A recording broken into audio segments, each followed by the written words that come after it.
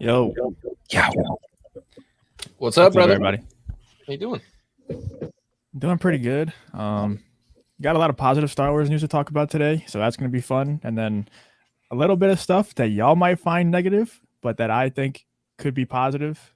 You know, with Kathleen Kennedy talking about the sequels, I think that there'll probably be a lot of conflicting opinions on the stream and in the chat, so that'll be a lot of fun. But That's what makes it good. yeah, no, that's why I love doing streams like this. I gotta put my seatbelt on. I gotta click in. Especially when Obsession and X-Wing are on the stream, you already I know.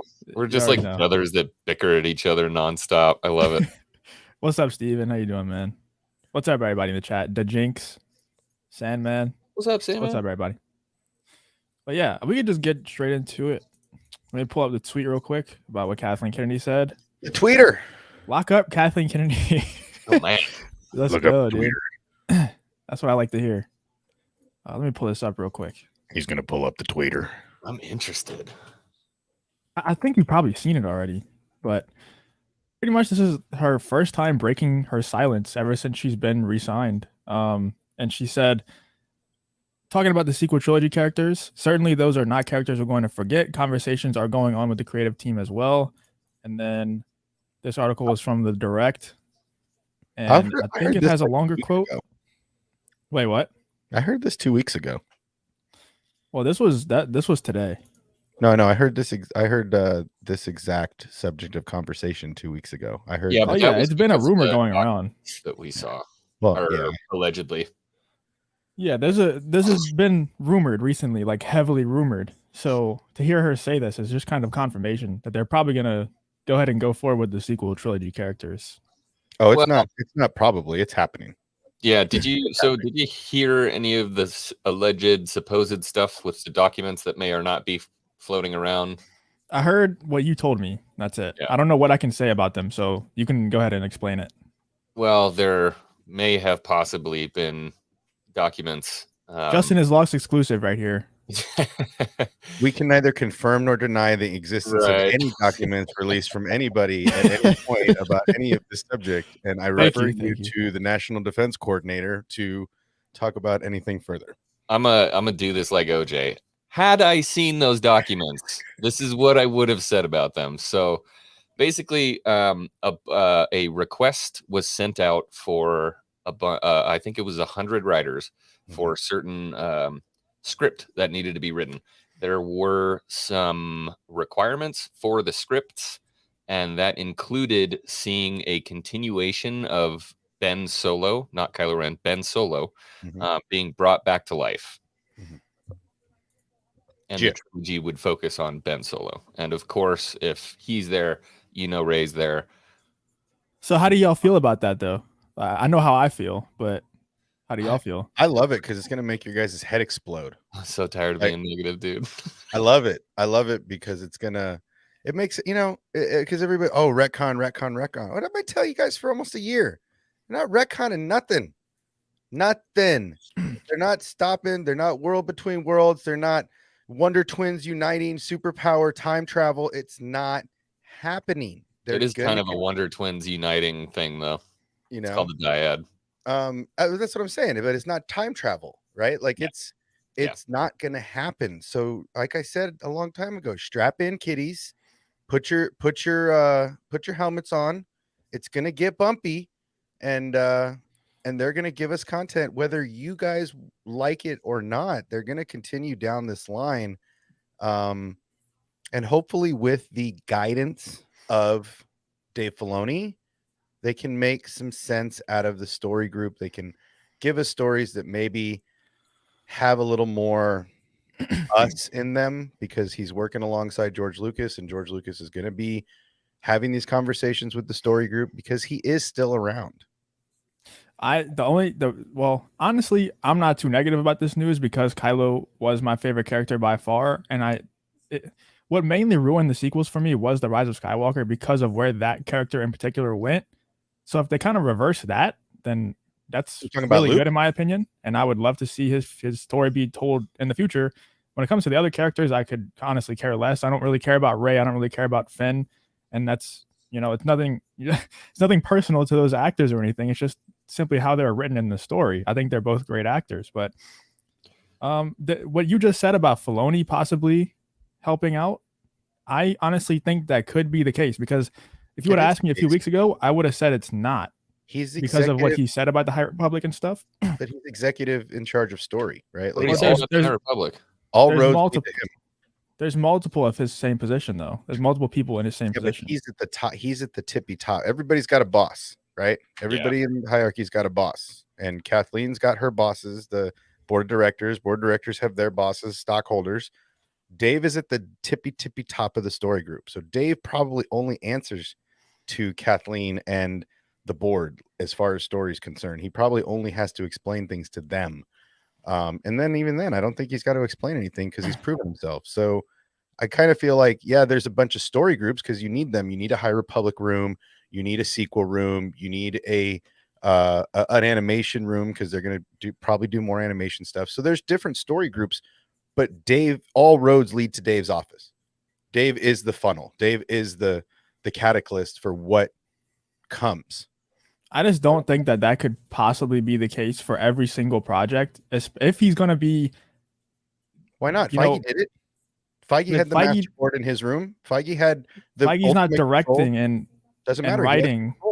He has ultimate control of story, right? Feige had the big board in his room, in his office, and he dictated where this Iron Man story is going to go up here and this Captain America, and he gave direction. And when things didn't follow his order and his direction of where the story was going to go, they put kiboshes on it, right? Same thing is going to happen here in Star Wars.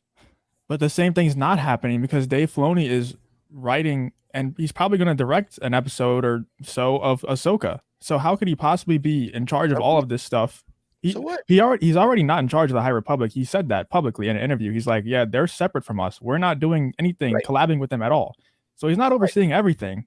But I do agree that he's probably overseeing this. Probably overseeing more than he may not be micromanaging the way Kathleen did, but he is the end of the road. When it comes to story, he's the guy. Like there's no higher story position. I promise you, he said, I can go pull it up right now. He's not touching the High Republic. But what I'm telling you is when you're at the top of the story group, he's not going to be like, here, guys, do whatever you want. My job is in your hands. Go ahead, mess it up, do whatever. I don't care. He's not saying that at all. He is the head of the story group. So all roads lead to him, and he has to fix some things. And has interest in Ahsoka in particular because that's his. But just because he's directing something in 2023 doesn't mean he's not following stories now for what they're going to produce later. Ahsoka hasn't even shot a frame. He's not. I'm not talking about him directing because I don't even know if he is. I'm talking about him writing, and they're definitely writing the Ahsoka series now. They're casting it and everything. He's not writing all the stories, but the stories have to come from him. But what I'm saying is, at the campfire. He's not going to be ever been quiet on a live stream. I'm just saying he's not going to be exactly like one-to-one like Feige because Feige's not writing anything. He's just like, hey, write this and bring it to me. Let me see if it's good. But it's one show. All right, it's one show. I mean, I understand what you're saying, and it's not even. They're still a year out from principal shooting. He's doing Mando. He's doing Book of Boba Fett. He's not doing writing all this those. stuff. He's not writing them. I'm sure he's very involved in the writing process of those shows. But he's not writing them. He is writing Ahsoka himself, right? He is writing everything. That is his show. Number one. And although he's focusing on it, he has a buttload of other responsibilities, right? This new TV show stuff isn't the only bag he's got his hand in with Favreau. Right. They're having conversations with every story group. He's not micromanaging the way Kathleen and Pablo did. Right. Because they were like, you're going to do it this way. And we're going to be here every day and make that story's bad. He's not going to do that. He's smarter than that. He's smarter than them. And I think that if he is overseeing the High Republic, anyone who has to be micromanaging because there's so many different small projects with the High Republic. There's no other than the Acolyte, there's no big High Republic project. It's all just books, individual books. That's a lot of work. But there's still a story group assigned to that report to him. That's what I'm saying. They have different rooms of writers for every project, right? For every, whether it's the animated stuff, whether it's the High Republic books, whether it's the new Dark Horse contract that just got renewed or retaken. That was great Dark news, Horse man. is doing Star Wars again. So like all of these rooms all lead to Dave Filoni, right? I understand what you're saying, but he hasn't even Ahsoka's not even in principal. They're not even in pre-production yet. They're still casting. They're still writing. They're still doing all of the pre-production stuff. And although, yes, he is writing it, he's not sitting in the woods in a cabin with a pen and a quill and writing this story with no one around. I like to think that's how he writes these stories, though. I do too, but not right Okay, now. nice. He's handling business and handling all of the other stuff coming out. If you don't think he's involved in the new Rey and Kylo conversations, he is. If you don't think he's in at least getting monthly updates or weekly updates on what they're doing in their group, you're mistaken. I really think he is not micromanaging these groups, but the stories have to coincide with the story he is in charge of fixing, because he has a lot of repair work to do, right? This isn't like Feige. Feige didn't have repair work because everybody was flying the same flag, towing the same line, getting us to the same place. Star Wars was a mess before he took over the story group. So he's got a lot of lines out in the ocean right now, and he's trying to make sure everybody's towing their proper line. Yeah, I don't disagree, but I just don't think he will be. There's no possible way that he could be as invested as he is with Ahsoka or Mando or Book of Boba Fett in every single High Republic book and every single piece of story that's going on in the High Republic. There's just no possible way. I don't see how. I don't see how that's not possible when they wrote all of these stories for Clone Wars and all these arcs and all these different places, and they've done all these different shows at all this limited time and released them all in this time frame. I don't see how he doesn't have the time. This is his job. This is what he's focused on 24/7, 365. It's not like like I said, it's not like here's my one project and I only focus on this one project for until it's done. That's not how he works. There's so many things going on. I mean, look at what they just released in the last year. Season 7 of Clone Wars, Bad Batch, Boba's coming, Kenobi's coming. Look at all these shows that he's the very top of the story group. He's not sitting there micromanaging them. He's reading script. He's making notes. He's sending them back out. He's not sitting on set every single day when there's shooting going on. So that's You know what I kind mean? of where I'm at, because I'm going to finally chime in, because I've been trying to think about, because you guys both have valid points.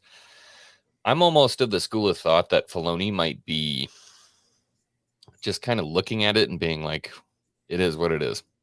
This is something I'm not going to be able to change. So do what you're going to do.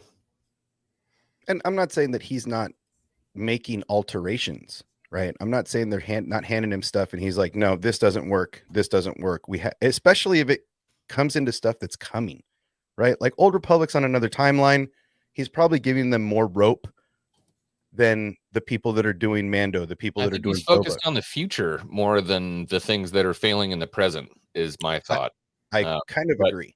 But he's got to have a hand in it, of course. But I think it's, even if somebody is reporting to him, I think more than anything with the stuff that he's focused on, he may have a lackey who's feeding him information about what's going on. And he's like, okay, all right, I guess do it. I just think that there's, it comes down to him in the end, right? Because it's his story group now. And he can't just ignore things the way Pablo did, right? Like Pablo just focused on what he wanted to focus on and shit on whatever else he wanted to shit on, and that was it, He's right? still working there. Yeah, but he's the kid on the end of the bench sucking his thumb, trying not to get in trouble and kicked out of school. Like he's literally just earning his paycheck right now. He's not writing nothing. There are multiple people with Dave Filoni's whatever job title. Okay, but when you have a group, right? Like when you have a group of engineers, right? And you're all working. Who do you see on the videos? That's what I'll ask. Who's really the face of it? Who's really the dude at the top? It's the guy at Skywalker Ranch talking to, I mean, yes, they may have the same title, but who's the dude talking to George? Who's at Skywalker Ranch doing the interviews? Who's sitting at the round table when they're doing all the stuff for Mando?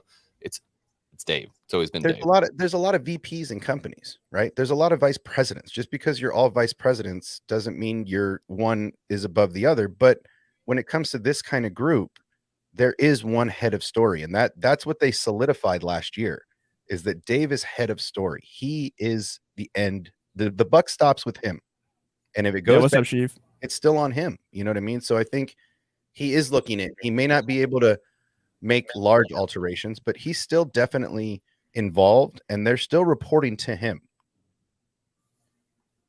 I don't know. I think we just have to agree to disagree because he is in the he's in the roundtables and stuff. He's always doing interviews talking about the Mandalorian, talking about Book of Boba, whatever. But you never see him being the face of these High Republic events that they do. It's all the High Republic authors individually, and because the only time that he's ever do with it. The only time that he's ever even mentioned the High Republic, I can't find the interview for some reason. It's the one with the little the monkey lizard on the dude's shoulder. But they're books. Oh my god, the Disney guy. Yeah, the paid actor. Worst. And then the only time the High Republic has ever come out of his mouth, he said that we're not touching that. You know, we're doing our own thing. Right? They're books right now until they bring them to, like, there's a guy at Lucasfilms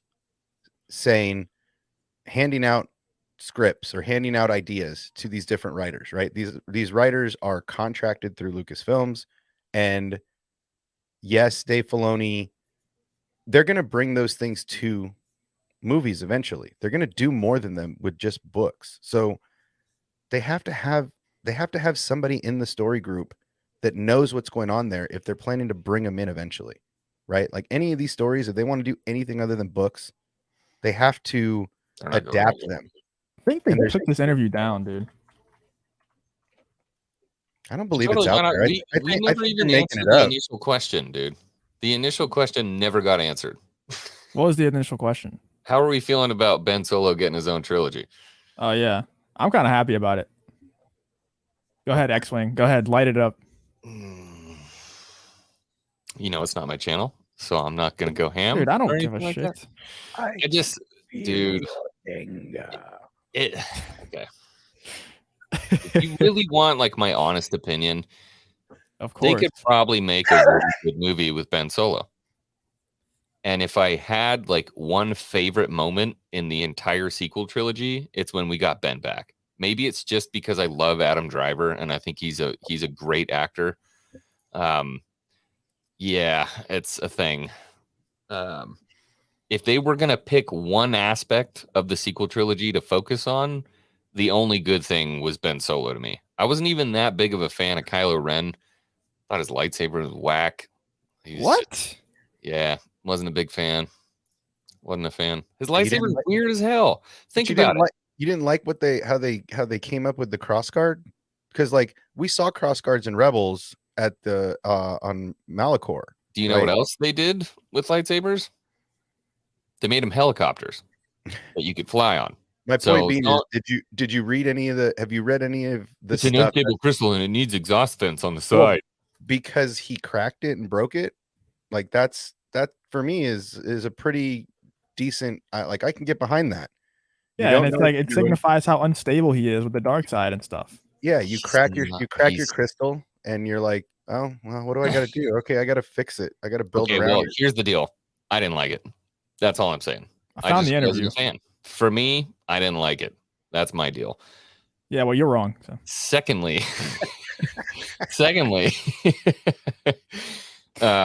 when he turned back to the light, I was like, okay, this is Anakin's grandson. Like, let's go. I was super excited because I feel like that short moment where we got Ben Solo just being OP as running through and just killing people, but in the name of good. I was like, cool. I like this. So a Ben Solo trilogy, like, yeah, they could make good movies. They could do an amazing job crafting an amazing story. They could do everything to make people happy, but it's always going to have the shit stain of the sequel trilogy attached to it. Always. And there's the negativity we Could love. you ever be able to let that go? Like, what if they brought Luke in? Because we've seen Force Ghosts do crazy stuff now. Like, they obviously can interact with the physical world. Luke caught a lightsaber. Yoda brought lightning down. Hold on. But real quick to that point, I feel like when we saw the original Force Ghosts, like Ben Kenobi and we saw, even Anakin at the end, those guys, those were new things, right? Like, these were not things in the Force that were known. really before Yoda transitioned, right? I mean, Qui-Gon, yes, he taught that they could do this, but really Yoda transitioning and someone as powerful as Yoda transitioning into the Force and becoming a Force ghost really sets a new bar for the interaction level, right? Because it had never been done other than the Wills. So for him to be a Force ghost, still with his consciousness in the Force, growing in power, and I think that's why Ben Kenobi says that. Like, I know how powerful Yoda is now that he's a Force ghost. Bro, strike me down. I will become more powerful than you can even think of, right? I think the idea of the Force ghost being able to interact with the living is just an extension of their power once they're on that metaphysical plane. I just think anything like that is kind of lame, though. Like, even though it is cool, like to show their power level, but Kind of a scapegoat. yeah, and it takes out the weight when people die in the Star Wars universe. Like when Luke dies, Don't you know no one's ever really gone? Yeah, it's so annoying. Like I hate anything with time travel or with ghosts. Like once, like Luke caught a lightsaber, so there's no reason why he can't be in a lightsaber duel as a Force ghost now. But nobody can touch his body. He can just touch the lightsaber, so he's invincible. So it's like Lord of the Rings when they call in the Ghost Army at the Battle of Pelennor Fields, and they just wreck all the orcs. It's like, oh well. Never seen Lord of the Rings. That was something the nerdiest shit I've ever heard you say. And we talk about Star Wars. I'm just saying there's a comparison there. And am I a Lord of the Rings nerd? Yes, but nothing compared to my brother. You think X-Wing is bad with Star Wars? You should see Y-Wing when it comes to freaking that's Lord of the Rings. Yeah, I just feel like the whole Yoda lightning thing and the Luke catching the saber thing. I don't really feel like that's a negative because we've never seen any of the Force ghosts anything try to get thrown through them or thrown at them, so we don't really know their capabilities. It's a new thing. I mean, even if it's not breaking canon though, I just disagree with it as a story choice because I just think it takes weight out of people's deaths. And I hate that. That's my number one pet peeve with like Marvel and anything with time travel. It just pisses me off.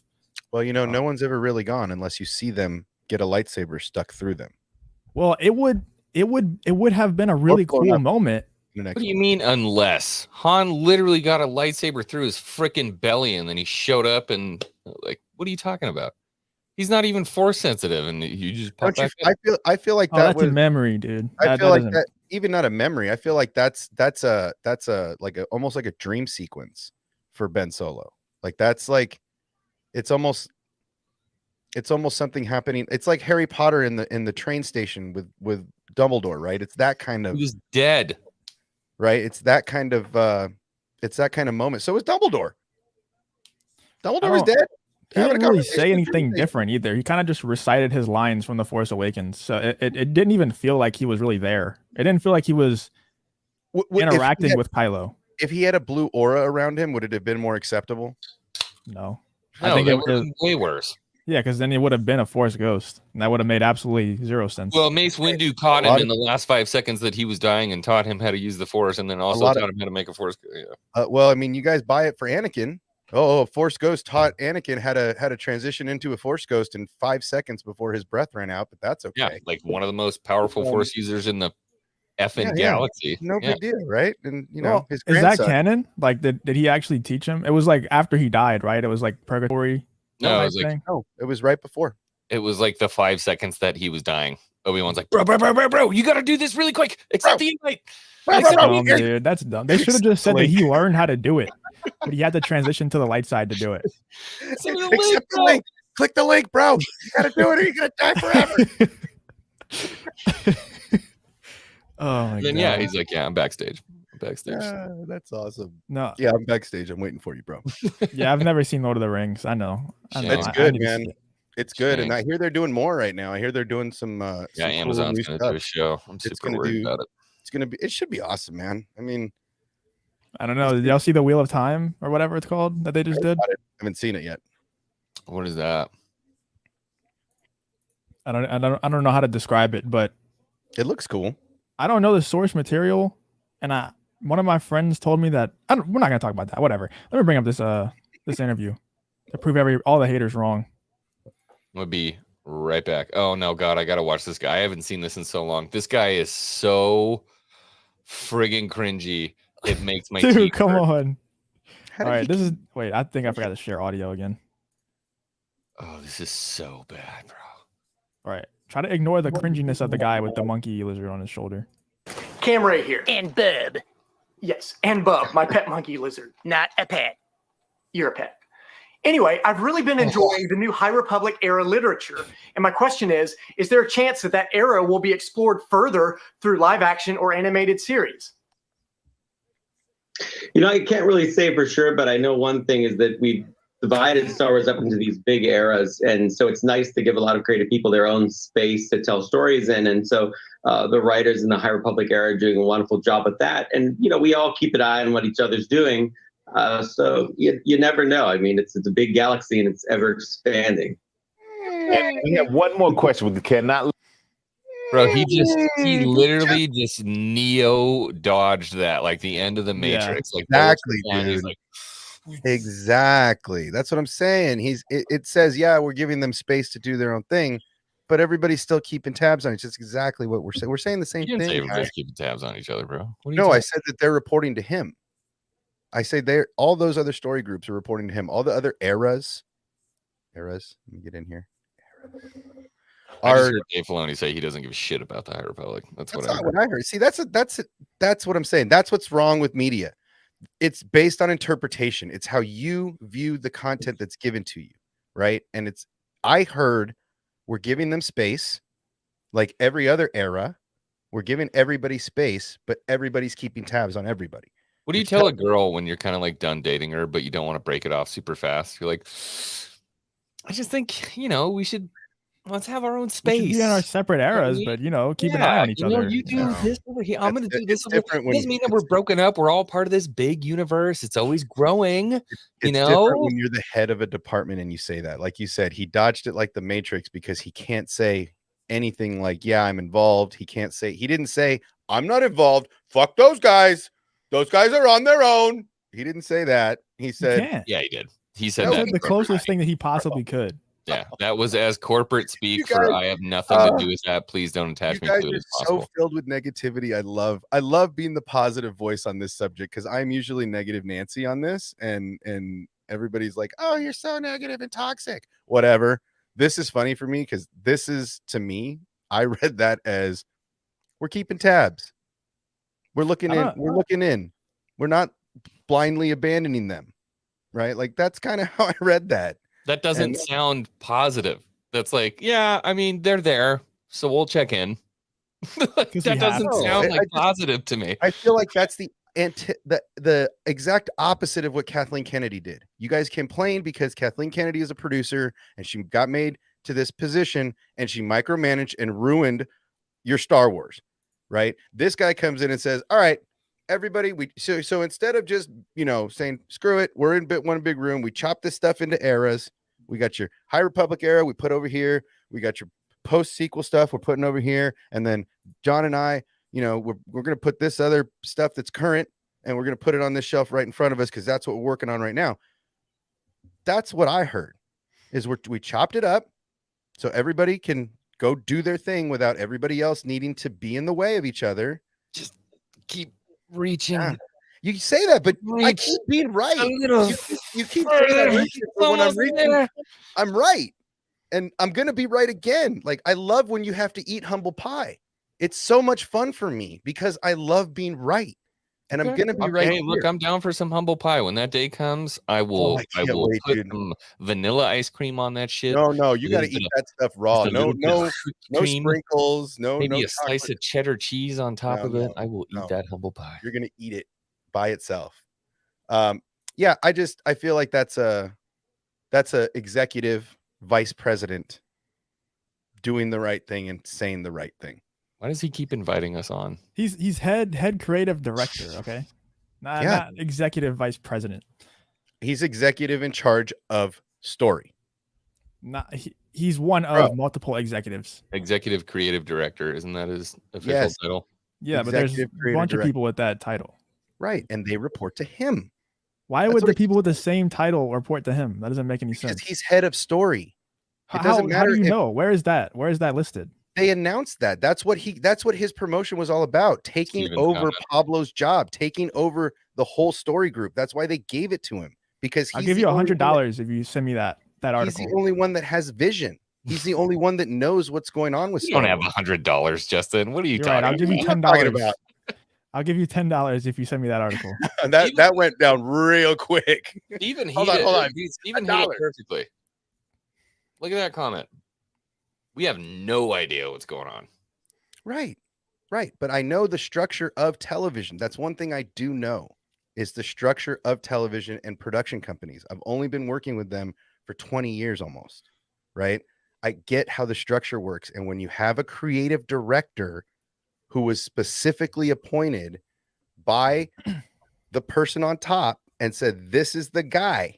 Why is Dave Filoni's name on everything? Because Dave Filoni is the guy. You don't see one of the other executives of creative with their name on stamps on everything because they're not the head of it. He is the bottom line. Dollar stops with him. In fact, I'm gonna figure out a way at some point to get him to say this. I don't know if I'm gonna get an interview. I'm gonna trap him on the subway. Pay him Right? on I don't know what it's gonna pay him be. on Cameo to say it. I'm gonna Yeah, get him on to Cameo. say it. Okay. If I could get Sam Witwer to say happy birthday to X-Wing, damn it, I'll get Dave Filoni to say this quote. If I got to trap him on the way to Lucasfilms with some spy drone planes and stuff, I'll do it. There's just like a bruised and tattered Filoni in a chair with like blood coming out of his eye. He's like, I swear to God, I was part of the High Republic, okay? My family. Now, give me the script for Ahsoka. Give it to me. And then you just see the camera pan and he's like, I told you. Yeah, Didn't I tell you? Subscribe to Obsession. it's worth it. It's worth it. At least he'll go the extra mile to get his exclusives, you know? Hey, I'll get it, bro. Let's do it. I don't know. It'll be a scene at a Blacklist. I'll be Oh my God. surprised if I will give you some sort of prize if Dave Filoni is an executive producer on the Kenobi show, because I don't think that he is. Oh, 100% he is. He's already listed.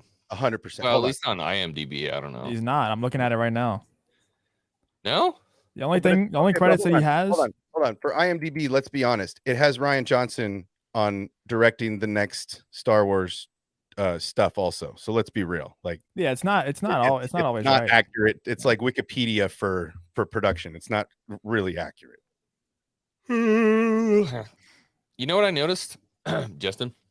Yo, You know, I'm out here supporting Star Wars Obsession with this beautiful merch. You know, he's down there supporting X-Wing with that beautiful merch. What are you I'm- doing, bro? Wait, where's your I wish X-Wing was doing it because he could do the videos that he does where he's like I doing need nothing. that shirt. Doing nothing is like what go to my shirt? merch store. What shirt? I The didn't one even have know one? you had a merch store. Ruined by Kathleen. Oh my God, I love it. I think I might have taken it off the store. Oh my I God. love it. Why would you take that down? I don't Oh, know. No, you need to Steve, put what's that it back under? up. What's your merch You need store to under? send me the graphic for that so I can make you some hats out of that. Like I'll Yeah, help I you wanted to make promote a bumper sticker, but they didn't have that. Who didn't have that? You need to find some other websites, my guy. Called Teespring. Lost Clothing. You need to go to Yeah. you need to go to like Sticker Mule and stuff like that and get you some I stuff might, made. I might be buying one of those right now. I Oh, just it's bought a still up bunch of there, baby. designs on like Fiverr and stuff, but I made this one myself. Bro, That's my you favorite seriously get on like Sticker Mule. That's where I got a bunch of Yo, that stickers. the And- R2 that you have, the R2 that's like the Endor and everything. Oh That's yeah. a bumper sticker on my truck. It's like half of my tailgate is that. I don't even know if I have the design for the Kathleen Kennedy one, but I could easily make it again. Find it, dude. Send it to me. I'll see if I can buying put it that on. shit, dude, I'm buying that shirt right now. I appreciate it, man. You're funny. No, I was about to buy, dude. If I wasn't broke, I would have bought all of your merch already. But I'm broke. Oh, you It's a- charge less than me, bro. Yeah. Hey, pal. Sticker robot. Is that what you were saying, Obsession? Sticker robot. Sticker Mule, Sticker Robot. Check out some of those. Do yourself a favor. Go in there, put it in your cart, sign up for an account, put it in your cart, and then X out of that. And they're going to send you a code for like 10 to 20 free stickers to start, or like $1. Like Okay. that's how I did mine. My first run, just to see the quality of them, is like go in there, put it in your cart, create an account and all that, give them your email, and then X out of that. And within a day, you'll have a discount code. It's like 10 stickers for $1. That way you can see the quality of them. and then decide if it's something you like. Bam. All right. Thank you, X. Your order has been placed. This guy just left an absolutely genius comment. Filoni, fool Oni. As long as you don't ascribe any of that High Republic stuff on Favreau, no prob. I don't know what that means, bro, but appreciate Hold on, the pull it comment. back up. I'll decode it for you. He speaks Filoni, gibberish. Fuloni. As long as you don't ascribe any of that high public stuff on Favreau, no problem. Yeah, and that's kind of where I'm at. You know, I was in the VC in my community. I don't know, 2 nights ago or something like that, and I was basically saying, you know, everybody thinks that Filoni is the savior of Star Wars, and I'm like, I'm gonna be totally honest with you. Don't start this conversation. Please don't do this. We did this the other night on late night. Don't do this shit again. This is Not probably on- the most argumentative topic that we not could on possibly Justice talk Stream. about. Don't do it. I'm telling Favreau's you. gonna save Star Wars. Stop it. Dave Filoni is saving Star Wars. Favreau was brought over to help teach him how to direct. That's it. End of story. He brought him No. over to help him produce something awesome. He had a great idea, and he's here to help him direct. He is not Wrong. the savior of Star Wars. Stop You know, it saying kind of doesn't stupid matter. things. It kind of doesn't matter because either does way, matter. we're getting what we want. Star Wars John is saved. Favreau could pick up and leave tomorrow for another project. He This is is not what we had bound. to fight about, Justin. He Okay, is not Don't take bound this from me. to Star Wars. That's the You difference. take this from me. Filoni is bound to Star Wars because he is the apprentice of George Lucas. That's why he is the one who's saving Star Wars. John Favreau Yeah. didn't study under George Lucas for the better part of 20 years. Right? You know who else? Like Favreau he has a lot of didn't. Filoni has a lot of Star Wars lore knowledge, that's for sure. But so do a lot of people watching the stream. Probably not as Not much. like that. Not like that, dude. You Yeah, can't not as sit at the much. feet But what, of George Lucas I'm for s- 10 years, man. okay, You but could what I'm stick, trying to you say could is stick theory with Favreau, and they would make an amazing Star Wars movie. Bullshit. no, I don't think they would. I don't think they would. Geez, sorry. I think, well, maybe Filoni now could because he's had the experience from Favreau and from Ryan Johnson and stuff. But I don't think No, I said Star theory Wars. in Favreau, Oh yeah, for sure. or obsession in Favreau, or 100 Darth dude, Revan in no Favreau. doubt. I cannot do Star Wars theory as great of a what if theorist as he is. He is not Dave Filoni. He does not understand Star Wars the way that somebody who sat next to George Lucas and created the Clone Wars understands Star Wars. None of us understand Star Wars like Filoni. Favreau is a fan. Great. He is a huge fan. He didn't study at the feet of the master. He doesn't know Star Wars that way. He can't save Star Wars. He's here bringing a better idea at making TV shows because it started with Mando, and he's like, let's try this Mando show. And there's a lot spawning from that. But he wasn't at Disney doing these amazing shows with George Lucas for the better part of a decade. He was over at Marvel creating and helping Marvel get their shit together. But don't Right. all of us, as you know, super fans, we've all studied at the feet of George Lucas. Not like that, dude. It's different. It's like Kinda. mentorship. I mean, he you didn't gotta mentor think me. about that's his purest expression is the movies. Have you ever And sat if down with you George sat Lucas and and talked you theory? and you look through everything that he's created and all of the documentaries and everything like that, I mean, it's the same thing. So my question would be, Have you sat with him and talked to him about any Star Wars ever? yeah, dude, we had lunch on Tuesday. Cool. And you've been doing that for 10 years? No, 5. Okay. So, you know, Only 10 this years dude old. this guy has coffee with George. My guess is once a week, right? If he can swing it. They're talking Star Wars every single time they get together for 10 years. They work together in the office doing the Clone Wars. All of this stuff becomes from Dave's mind because George wasn't there at Lucas during that time. And now, finally, George wants to come back to set because Dave Filoni is creating the stuff that he's proud of because they're talking about it. Right? It's a total different level of mentorship. It's a Jedi apprentice mentorship. It's not, oh, I watched the war on TV, so I know how to be a soldier. Right? It's a totally different thing here. And for people to continue to say that Jon Favreau is going to be the savior of Star Wars is ignorant. It's ignorant. But just Sorry. because you know a whole lot of lore doesn't mean you can make a good TV show, was the point I was trying to make earlier. Like I know a lot of the lore. I have no faith that I can make a successful Star Wars TV show right now. I would need Jon Favreau to come in and help me because I have no idea what I'm doing. And that's probably what the position that Filoni was in. And then you would need the heart of Filoni, Filoni the lore of didn't Filoni to figure it out. Filoni didn't need Favreau to come in and teach him how to make a TV show. He needed to teach him how to make a live action with people TV show because he had done TV shows on animation. It's the same thing. It's just with why do you need people. Favreau then if it was the same thing? Favreau came to him with The Mandalorian, right? That was Favreau's idea. He's like, bro, I got this great idea. They had been collabing on Clone Wars and Rebels for years because he was doing VO work. So what was more popular? And one day he comes in and says, hey, I got this new idea. And they're like, cool, write something and let's check it out. And they checked it out and it tests great. It's great. But that doesn't mean that Jon Favreau is the saving grace of what's happening. That's why he doesn't have the position in story. He's a producer. He's a director. He's not in story, but that's what I'm saying. Without Favreau, I don't think The Mandalorian would have succeeded the way that it did. Look at the episode that Filoni directed in season 1. Exactly. It was god awful. Which one was that? The heist? Oh, the Tatooine one, where they went back to Tatooine, where Finnick showed up. I thought that was by far the worst episode of the show so far, but the Ahsoka episode was tremendous. Right. Direction, everything. Okay, but was the writing okay, that's exactly my point. I don't think the storytelling was necessarily bad in Filoni's episode. Do you? I think it was very bad. You think the storytelling or the I think it was only direction of the episode. I think it was the visuals weren't that bad. They weren't like super stunning or anything, but they weren't horrible. But I think that the whole episode was just Mando walking around on Tatooine like, hey, look, it's the cantina. Remember this? Hey, look, it's the docking bay that the Millennium Falcon was in. Remember this? That was the episode we see Boba Fett for the first time, right? Yeah, that's Boba Fett. You see, remember that? Right. You know, so like that episode to me was really just from Boba. I looked at that episode when I watched it a second time from Boba's perspective. I didn't really watch that episode as Mando, right? I watched that episode more like Boba was watching him from the time he stepped on the planet.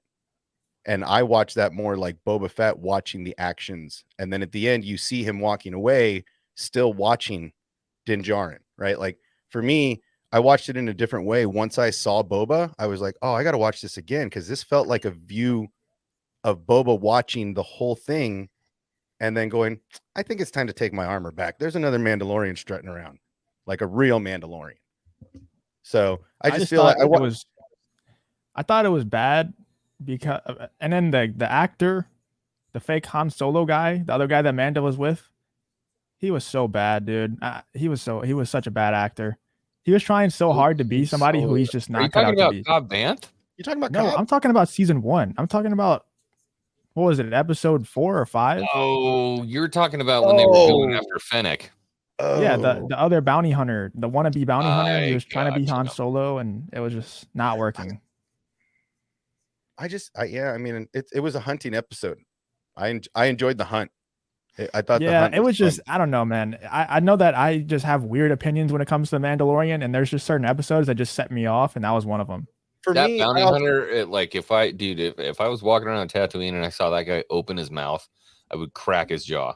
And then just smoke his body as he was laying on. Read my mind. That was like rich kid wants to be a bounty hunter. That's how I read that kid. He's like, oh, my mom and dad want me to be a doctor, and I'm gonna go be a bounty hunter, but I have all the best shit because I have their money. Like that's how I read that guy, and that's kind of what I loved about it. Like Din is just this hardened, and I think that's also part of why I like that, because that was the story building of a hard Din Djarin, right? And then we see him meet the kid, and that whole thing crumbles away bit by bit. So for me, that whole episode about him on Tatooine is showing how really like he's a tough dude. He's stone cold, and if you cross him, he'll come for you, right? And I feel like he got betrayed a little bit, and he maybe let his guard down, but I kind of feel like that episode was more of a look what a badass I am. I speak sand people, right? I'm not scared of any of these people because you're the one about to get blown up while I sit here and communicate with these guys. So I feel like, yes, it was more of a lackluster episode, but I feel like there was a lot of character development, and that's what that's what I always talk about is character development and connective tissue. And that episode was a big Din Djarin character building episode, right? You saw he's a tough dude. He's a bounty hunter at all costs. He's a bounty hunter, right? And I feel like the kid starts to strip him away of that bit by bit. And I think that's, for me, that was the character development of that episode. And yeah, it may not have been the greatest thing Filoni's ever done, but that was also his first stab at live action. That was his first directing with people, right? That's a huge undertaking when it's your first thing and it's something of this caliber.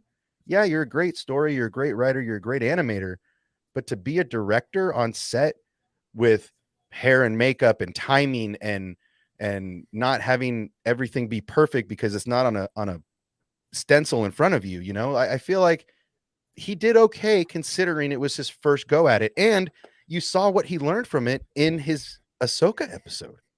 But that was the point that I was trying to make originally. I was saying he has all the knowledge in the world about Star Wars and the lore and everything, and he still made, in my opinion, a really bad episode. And then he got better. He got exponentially better for season 2, but it was still a really bad episode. I think it's a critique on, and like anything, it's open to interpretation. I don't feel like that episode was particularly bad. I feel like there were other episodes that had their moments that were a little worse. But for me, I feel like Dave Filoni would have made Mandalorian, if he had the story with other directors, just as good as he would have with Favreau. I do agree that Favreau brought the Favreau touch to it, but I still feel like people were itching for good Star Wars, and that's what this ultimately is. Yeah. But you know, I mean, I don't know. I don't know. We just have to agree to disagree again. But let me get to the super chat real quick. Steven Yarnell, shout out to you, man. He's in here literally every single stream supporting. I really appreciate it. He says, I tend not to fully agree with you, Obsession, but I like you being here, so that's not an echo chamber. Yeah. It's a lot more fun when it's not everybody just agreeing. It's a lot more fun. I am the voice of dissent on more streams than I am the voice of the masses. Like I am usually, depends on what channel you're on. On every channel. I don't know what planet you're on, but on most channels. It's a lot more fun though. It's a lot more fun to watch and a lot more fun to be a part of whenever there's actual disagreements. I mean, yeah, look, here's the thing is people tend to think that this stuff is personal, right? And that's where people have a big misconception about YouTube and the conversations. I can be passionate about the stupid things that X-Wing says, but that doesn't mean I think that he's a stupid person, right? And it's fun, and we agree to disagree on a ton of conversation. I mean, we did this late night for like 2 hours one night. We had this exact conversation, and it was a good, fun one. I mean, we had a really good time. But at the end of the stream, we're high-fiving and clinking glasses and giggling because it was a good time. So I don't mind being the voice of opposition most times because I do view Star Wars in a different way. I don't hate the way most other people do. I don't look at Star Wars and go, I hate this. I don't do that. I find something in all of it that I love. And that goes to stuff that people hate, like Solo. That goes to things that people don't particularly like because, you know, The Last Jedi, all of the sequels, I find the things in them that I like, and I don't really shine a spotlight on the things that upset me. Everybody else wants to be the other way and find the things that really are horrifying to them that make them hate it. And that's cool too. Whatever flavor you want to drink. I just live a lot of life in negative space in the real world. I try to not hate or dislike here. I don't think I watch Star Wars looking to hate stuff. I think that for the longest time, I watched Star Wars and didn't even know it was possible to dislike Star Wars until The Rise of Skywalker came out. Even after The Last Jedi, I was like, dude, that was awesome. Like, that was just another Star Wars movie. I loved that. And then I saw The Rise of Skywalker and I was like, maybe this isn't so awesome. And then I went back and watched the other stuff and I was like, yeah, maybe this isn't so awesome either. And it even went back all the way to the prequels. Like, I was like, you know, the prequels aren't really that perfect either.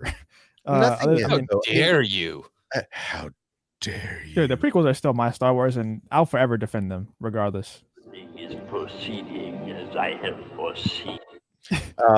Yeah, I mean, look, man, I love Star Wars. I've always said it. I love Star Wars for what it is, and for me, it is what I try to base. This is going to sound silly, but I try to take the lessons from Star Wars that I can put into real life, and there's a lot of them.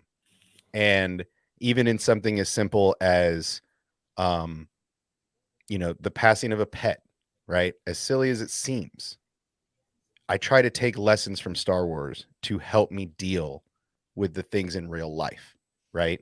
So if you take if you take the negativity out of it, that's what you take out of it, right? I try to live in the light when it comes to Star Wars, just because I can't look at it as a negative thing because it makes me so happy, right? Like, for instance, did you guys watch Free Guy?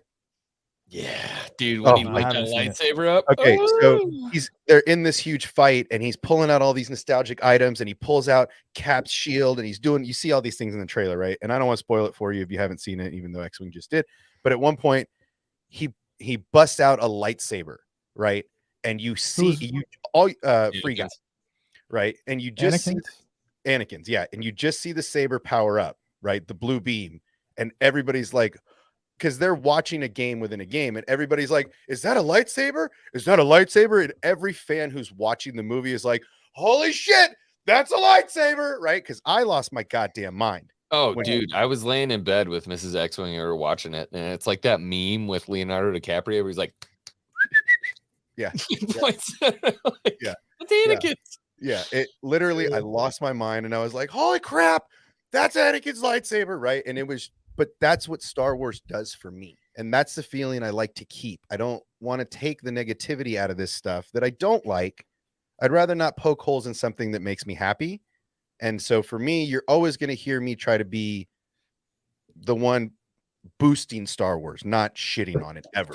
But I think Right. we all, even though I'm kind of more in the middle and X-Wing's kind of like far like F the sequels, I think we all want the same thing. And it's like Yeah. I think that me and X-Wing more are like, dude, Star Wars, the universe has so much like the potential hasn't even been touched. Like it could be so much better even than the prequels.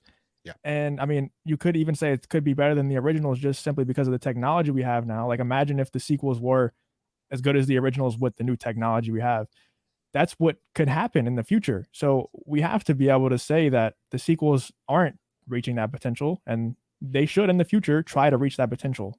And that's Well, and I kind of where that's my whole argument is not that like I want to crap on the people that were part of the sequels. I don't want to crap on anybody who it's none of that. It's more that it could be so much. And again and again and again, we see the mishandling of this IP. You're never going to recapture the magic of A New Hope. It's just not going to happen. You're never going to do it. Bro, But you're never going to recapture the Phantom Menace either. Right? Like that moment, those moments are but they can do something similar. They can bring the hype, they can bring people in and create something that at least emulates that kind of excitement within the fan base that's existed for 50 years. You can at least get people excited, but they and I made feel like that's they what made they're a doing. major misstep. They made a major misstep. And what those of us who are complaining about is that we haven't seen a rectification yet. Well, We got a but you good guys show, want a but we retcon. haven't seen a rectification.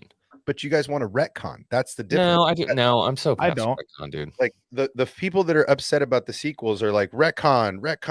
And it's Who's like, the people. I mean, like, if no, you got let's a go group through- of go 6 through people any who of- hated the sequels, how many of them are saying like, Stop no, it. just retcon the whole thing? Stop it.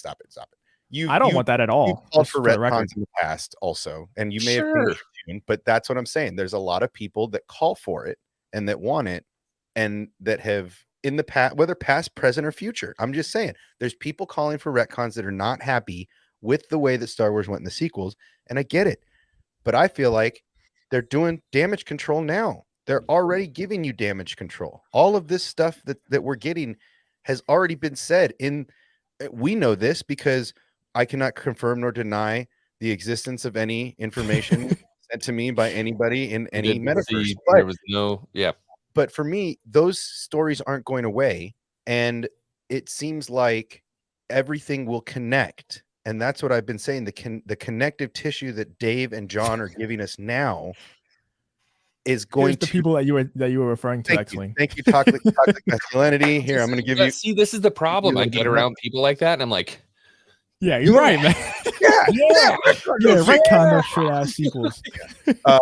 And that's what I'm saying. Look, it's not going to happen. We in the inner circles, and I'm not even in the inner circle. I'm on the outer rim of the inner circle.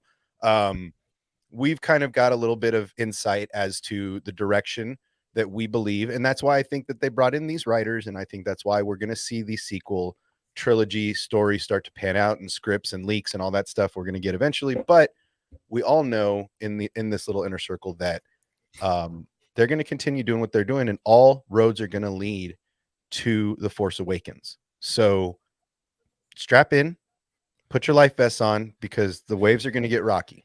Yeah, to me, it's just, you know, it would not be difficult at all for them to move on to a new story, a different story away from what happened. And Bro, I want Plagueis. I want Plagueis. Give us the 200 years before the prequel. So there's a million stories you could tell, and this is why I still have an issue with Disney Star Wars, is that they're clearly, very clearly, from stuff that may or may not have been seen, that they completely plan to go back. And to me, it just seems like, have you not heard? Have you not listened? Have you seen anything? The signs are everywhere. Don't do this again. And they're still going back. Oh, I don't, and I don't agree. Thank you for supporting my point, toxic masculinity, but I don't agree with your next post about the activist wokeness. Look, man, they're bringing in people of, I mean, if you want to call bringing in somebody like Bryce Dallas Howard woke, go ahead. If you want to bring in female directors and leading ladies and call that woke, go ahead. Yeah, there are a couple of woke people that are trying to push their agenda in their own individual story groups, but I'm not seeing a lot of that come out in the writing. So if you really want to call it woke, you can call it woke, but that word doesn't mean what you think it means. And do a little research. I'm still pretty bit up about the fact that we finally got like a super gnarly Star Wars chick. She felt like a Leia, like a super awesome Star Wars chick. And then Disney's like, what did you say on Twitter? Like, yeah, bye. They let Pedro Pascal say, you know, rest in peace to this child molester and stuff like that. But yeah. You know, whatever. I don't feel like talking about it. Well, but that's what I'm saying is that I'll talk about it all day. That's how Pedro's. Listen. If you're surprised that Pedro put out something like that, don't be. It's the only way he's getting attention right now. Okay, it's like the little kid in this corner screaming fire because he's the only one sitting in the corner while the other kids are out playing and doing stuff. So really, to me, this is him crying for help. This proves my point, if anything, that he's sitting in the corner. No one wants to play with him. No one wants him in their writing rooms. No one wants him producing a damn thing. And this is the only way he gets attention. So keep posting this garbage and solidifying my point, Pablo, because waiting for your contract to be gone, buddy, so that you can be gone. Pedro? The thing is, Pablo.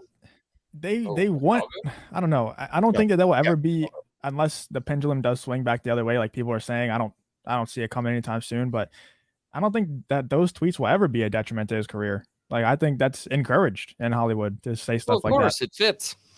Well, but look, man, if you and I could sit here and say whatever we want, right? And the universe is ours to say anything, then just because you're making millions of dollars and you're on a TV show doesn't mean you don't have the right to say stupid things also. I 100% agree. It's on both sides of the fence. And if he chooses to say that Pedro, it was Pedro that made the post, but Pablo posts toxic shit too. If Pedro wants to come out and say something just the same way that Gina did, fine. But he didn't equivocate something that was a social button, in my opinion. He's commenting on the situation today and how he feels. He didn't push a social button that caused the entire Twitterverse to lose their and the mainstream media to lose their goddamn minds. That's the thing. The Twitter people did lose their minds because they should. He, just saying stuff about a child rapist or whatever. He's saying he's giving his opinion on a situation. That's what he's doing. He's not really. He just kind of said, "Rest in peace to this child rapist," and then that's it. But the thing is, the mainstream media didn't take offense to it because that's the narrative they're pushing too. So the mainstream media did take offense to the Gina situation. That's why she was fired. Well, I think it should be in your contract. If you're famous, you're not allowed to have Twitter. That should be on every single contract. Then Should there be. would be no Kardashian. There would be no Jenners. There would be none of that Thank people. There would God. be no Ariana Grande. There would be Oh, no, could you imagine how much Bro. better the world would be? there would be no former President Trump. There would be no, all of these things that people love would be gone, and that's not what people want. Loves that. What would I do without Kim Kardashian, man? Oh my Bro. gosh! Could you imagine? Bro, I mean, I would never want to I'm live in clutching that my world. pearls right now, thinking about Thank a world where I don't hear these idiots spat their freaking mouth. I agree Oh, with you, God. but I feel like they have the right to spat their stupidity wherever they want, and They do. Well, They fuck should, them but they here. don't. but and if Pedro wants to say something and this is how he genuinely feels, then more power to him, and put it out there, and the haters can hate, and everybody can like, but you're gonna pull your own judgment out of this. Look, I've been watching this. I have my own opinions about this subject, and I feel like if somebody wants to reply and somebody wants to put something out there, go right ahead. If you're going to dislike the content that this person makes based on their tweets, then more power to you. You're missing out on some good content. It doesn't really affect anything for me. It doesn't affect my view on him. Gina's post didn't affect my opinion on her. I thought she was a badass before. I still think she's a badass. We disagree on about probably 80% of things, but that doesn't mean I dislike her as a person. Doesn't mean I dislike her point of view. It just means you're allowed to have your point of view. And if you choose to put it on Twitter, then be ready for the hate that's coming. Justin, I think everybody. All right. Go ahead. I'm Go sorry. ahead. Is it No, okay go if I just address something in the chat real quick? Is it this? Yeah. 100%. Just toxic masculinity, which I'm a huge proponent of, by the way. I love toxic masculinity. I'm all for it. I grew up in apparently an extremely toxically masculine household. Apparently shooting guns and lifting heavy things and killing things and eating them and stuff is like a really bad thing to do as a male. But I would say, we're attaching this modern Star Wars stuff to toxic masculinity. None of that stuff should matter. If you're raising a kid or you're involved in some way in, being responsible for a young boy growing up in this world, just teach them. You shouldn't be apologizing for a Star Wars movie. Well, and furthermore, look, everybody talks about how Star Wars is violent, and Star Wars is made for kids. I don't know if you guys watch some of the newer Star Wars. This stuff is awesomely violent, and if you choose to let your kids watch stuff, great. But I believe that it's how you teach people how to do things, and it's how you teach your kids. They're gonna take the lessons you give them, and they're gonna take them on their own way because they're their own people. So do the best you can do, and if people give you shit for letting your kids watch Star Wars, then tell them I grew up on Star Wars and I'm not in prison or killing nobody. So back up. Here's my view, and I know I'm very young, so any parents might take offense to this, but I think that, and no offense to you, toxic masculinity, because I'm also a big proponent of toxic masculinity, but I think that if someone's 8-year-old, and we're going to answer this in a second to get back on some positive stuff, but if an 8-year-old is picking up on blatant misandry in movies that they're watching, I think that's probably has to do with the household that they're growing up in, and that you're probably pointing that out to them, because there's no shot that I am 8 years old watching a Star Wars movie, no matter how bad it, because The Phantom Menace, I look back on it, not that good. Hate Jar Jar Binks. But I wasn't looking for stuff like that when I was watching it. I was just sitting there enjoying the stuff that I'm watching. Yeah, it's a different climate nowadays, though, dude. And Holdo's like slapping up on one of the most amazing pilots in the galaxy. But an 8-year-old? Totally see it. I can totally see it. Dude, you completely underestimate how smart children are. I must have been a dumbass 8-year-old, because there's no shot I'm picking up. I didn't even know that misandry was a word until 3 years ago. So there's no way I'm saying it would have been like Padme slapping Qui-Gon. I'd be like, Qui-Gon, why did you not just skewer Padme with the lightsaber? I'm gonna stop for a second. Has anybody ever been in the military? Toxic masculinity. Were you in the military? You ever served? Any military? Anything I'm with a not. chain Talk of about command? my run-in. I with have pretty Marine much Corps my whole earlier. family has, but not Okay, me. great. I know X-wing has, but okay. So, did you ever get chewed out? Oh, sure. Yes. Did you ever get Knife hands. right? Yeah. Okay. Did you ever have a woman do it? Did you ever have a woman superior do it? Just chew you to the bone? No. I had. It happens. If there's a female that's a higher rank than you, and she feels like you're insubordinate, she's gonna break you down to bones, man. Are you telling me that the military structure in Star Wars is She was in charge. representative of the military She structure? was in charge. She was in charge at the moment. She was in charge of the fleet at the moment. And she handled it well, right? She's the general. I'm not saying that. I'm just saying you can't knock a commander for breaking a pilot's balls that disobeyed orders. I'm just saying. If you're gonna sit here and piss and moan about wokeness, sorry, bro. That happens in everyday life on a battlefield. That happens Wokeness in everyday wasn't even my life. deal with the sequels, dude. I'm just Me saying, like, neither. if we're gonna have that kind of mentality, like, oh, well, that was a woke moment of a female chewing down the best pilot in the galaxy. Cool story, bro. He still disobeyed orders. You watch Maverick get lit up by his superior, but because it was a bald man, it was okay. Like, Dude, come on. Here's the thing. I hear you there. 100%. Here's the thing. I can It's agree a on chain that. of command. You broke the chain of command. You messed up. You disobeyed orders. You cost lives and ships that we need, my guy, in a war. You messed up.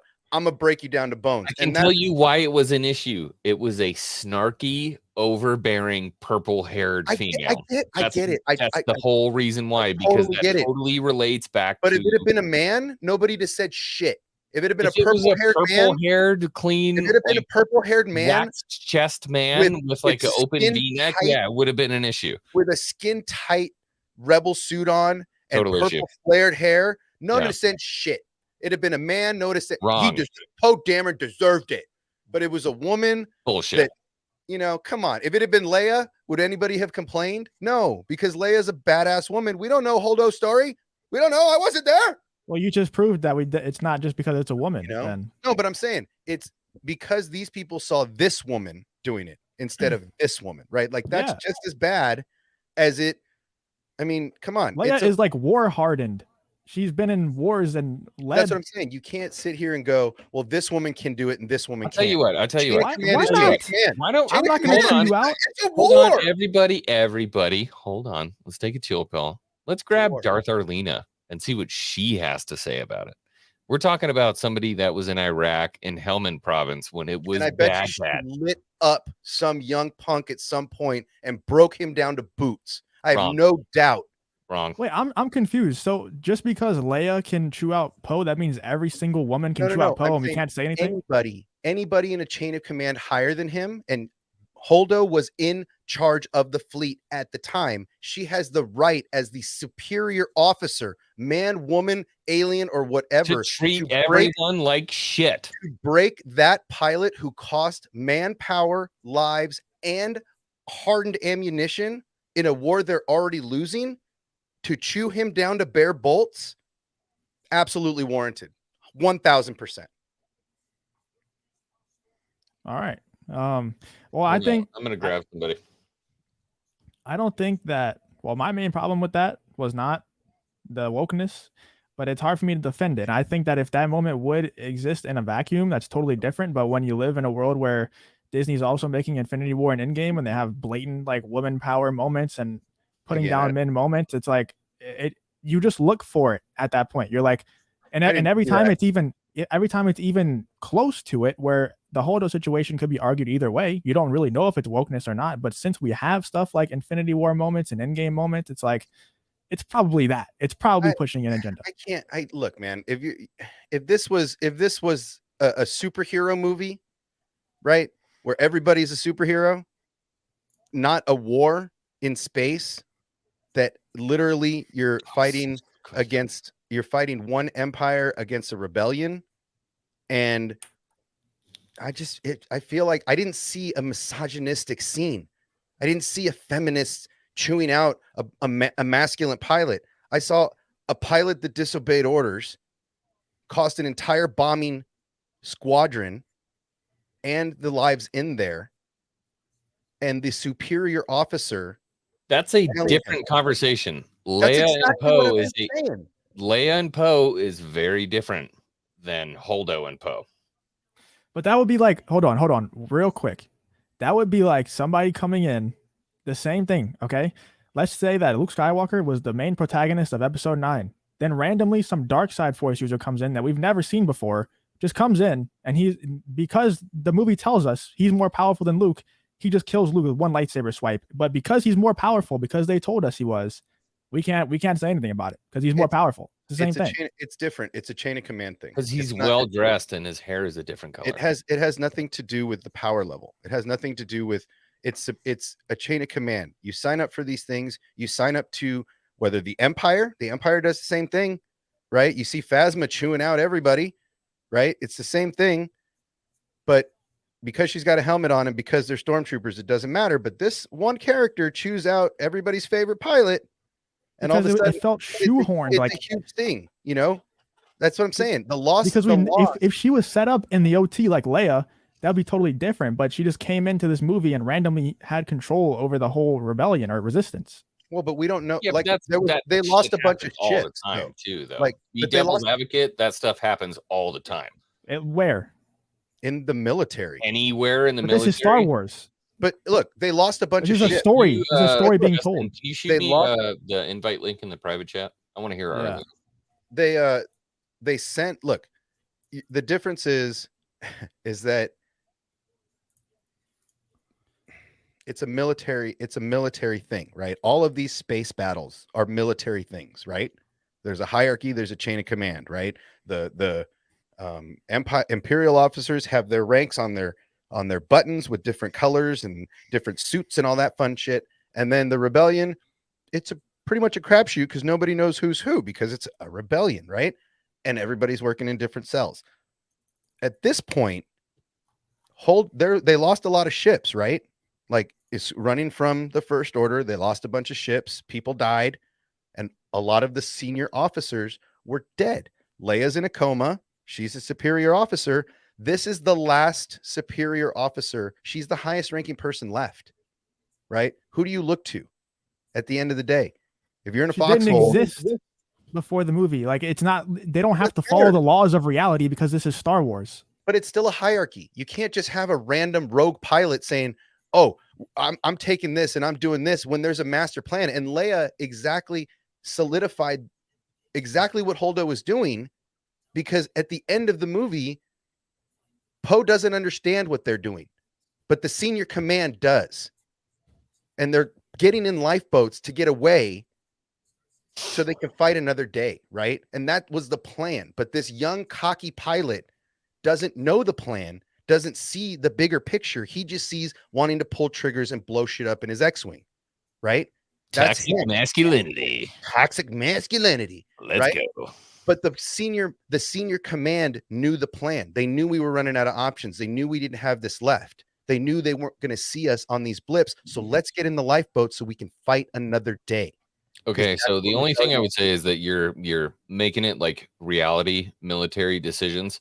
The dude in the fighter has absolutely no power to say whether or not the bombers stay on. Again, that's the point, is that one pilot in the mix of the action is trying to supersede what happens. And after that, the chain of command has to be solidified. Somebody's balls have to get broken. And he's the one that was on command on the battlefield. He's the one that said, we're going to keep going. Even though they said, don't. He was the guy on the battlefield saying, we're going to do it. And this happens in all kinds of movies, in all kinds of hierarchy, in Star Wars even, right? People break rules. And sometimes it's a victory and sometimes it's a flop. And in this instance, it was a flop and he paid the price. And I'm sorry, some purple-haired woman chewed him out and made everybody feel bad. But get the hell over it, man. If that's really what you're focusing on, get the hell out of here. She's just kind of a bitch. I didn't like her. She was a total jerk. I'm not saying she wasn't, but a warranted jerk. If I'm in battle and I'm in command of a fleet And you, X-Wing, being the sick pilot that you are, you go out and you lose almost every ship out there and every life out there for one small victory. If I'm in command, you're getting broken down to boots too. I'm sorry. It's a loss of manpower you couldn't afford when you're outnumbered 100,000 to 1. I'm sorry. It's a rebellion.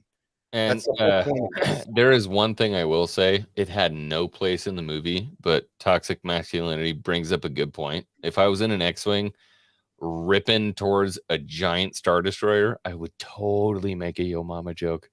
Just to make me feel better. Right. You know what I mean? I'm I just hate saying. the fact that it was in the movie, but I would totally do that. Like I say, I just feel like we Justin, are you expect good, dude? Yeah, just like I don't know, man. Just speak. I don't even want to say my true views because it's just too much. But I don't Please. know. We love it. Dude, leave it all on the table. I'd Man. rather talk about what I'm most personally excited for than talk about that. Okay. I'll just say real quick. I don't know. Back when I watched The Last Jedi, I had no thought about Holdo being some feminist trying to put men down or anything like that. But I don't know. I've seen too much, and I'm pretty tired of the anti-men stuff that they push in Hollywood. But other than that, let's just go around and talk about what we're most excited for, because that's way more exciting, way more happy. I don't want to start. Somebody else start. What are we excited about? Yeah, Star Wars. I Most mean, we're a excited month for. we're a month away from Book of Boba. So the pebble down the mountain, as far as I'm concerned, the first of a very good year of Star Wars. That's it. X-Wing's out. He couldn't take it anymore. Too much positivity. I heard Battlefront 3 got put an axe in that, which is disappointing. But I hope Fallen Order 2 comes out. Dude, I heard that was gonna be like 2024 or something. That's too far away. Oh, really? That's disappointing. Or maybe 2023, but either way, that's far. I thought end of 2020. I heard first quarter of 2023, which is end of year 2022. Didn't it come out? The first one came out in 2019, right? Mm-hmm. That's I guess 3 years, but I don't know, man. Well, and I think they're waiting because the exclusivity contract is over. So I think they're waiting until it's at the last month, and then they're going to put it out and be like, shouldn't have got rid of us.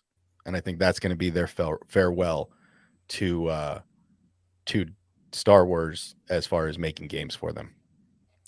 All right, Darth Arlena's here. I believe X-Wing wanted to bring her in to talk about the Holdo situation. So and you were over it. We were past it. I am so over it, to be honest. So done with it. And we're just reeling you back in. I love it. Come on back into my world, bro. Look, I was just about to get happy again, and your toy is sitting in the back there. I don't know if you can see it, but your new toy is sitting back there in the back, just waiting for you guys. Oh, sorry, couldn't help myself. So, what are your thoughts on the Holdo and the Last Jedi situation, Arlena? I don't like The Last Jedi, so the whole thing was a joke to me. I don't know exactly what X-Wing wanted to ask, but I believe it was because... Yeah, I don't know either.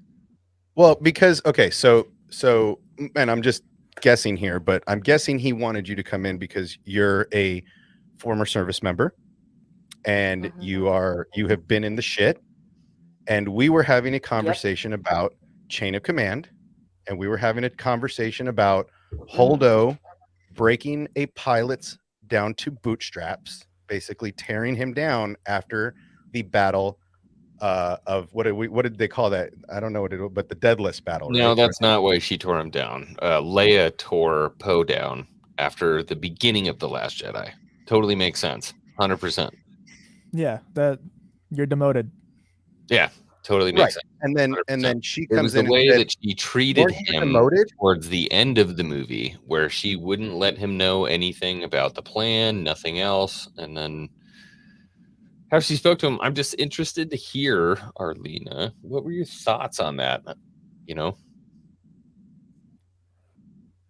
I thought it was crappy how she treated him. There was no reason for it. I mean, even if he was demoted, you still don't treat your your troops like that. You don't talk down to them. If you do, your morale goes out the window. Right. And there might be a mutiny against you. And then you One might be. Yeah. Yeah, I feel like exactly. that. Okay, so so a subordinate, right? A subordinate comes to a superior officer and tells them, "You're messing up.